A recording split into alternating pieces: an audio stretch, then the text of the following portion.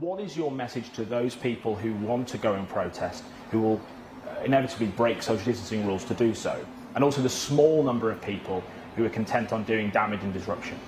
Well, what I would say to everybody thinking about this issue is I totally understand why people feel outraged, certainly about what happened in Minnesota and the death of George Floyd.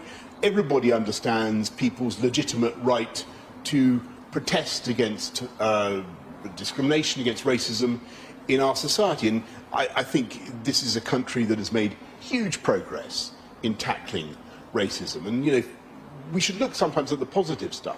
You know, we've got more young black and minority ethnic kids going to university than ever before, more black kids doing the toughest subjects at school, doing better than ever before in school. We don't hear enough of this positive stuff.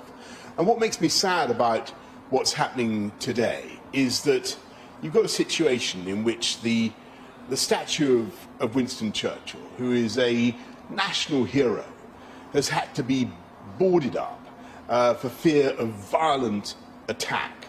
And that, to me, is both absurd and wrong. You should not have a situation in which people who are protesting on one basis are violently attacking the police or public property. And I'm afraid what's happened with these demonstrations is that a tiny minority, or actually a growing minority, unfortunately, have hijacked them, and they are using them as a pretext to attack the police, to cause violence, and to cause damage to public property.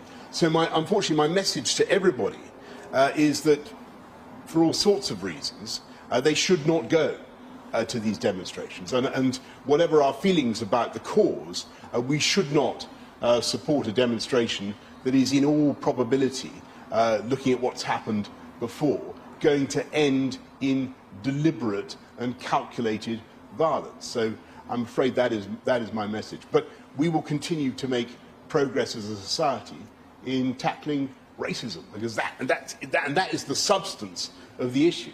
And a very quick question on those that do commit disruption, that do commit violence. Lots of people watched what happened last week and were appalled by what they saw and didn't feel like the authorities came down hard enough on those people.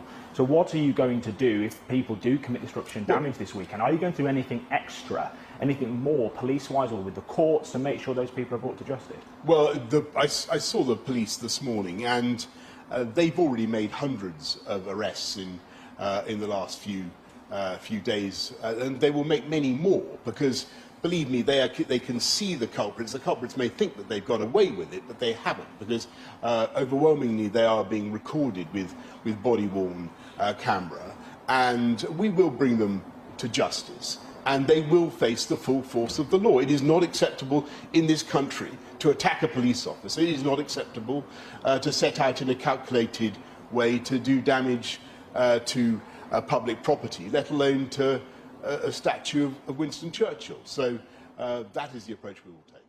We will make America great again.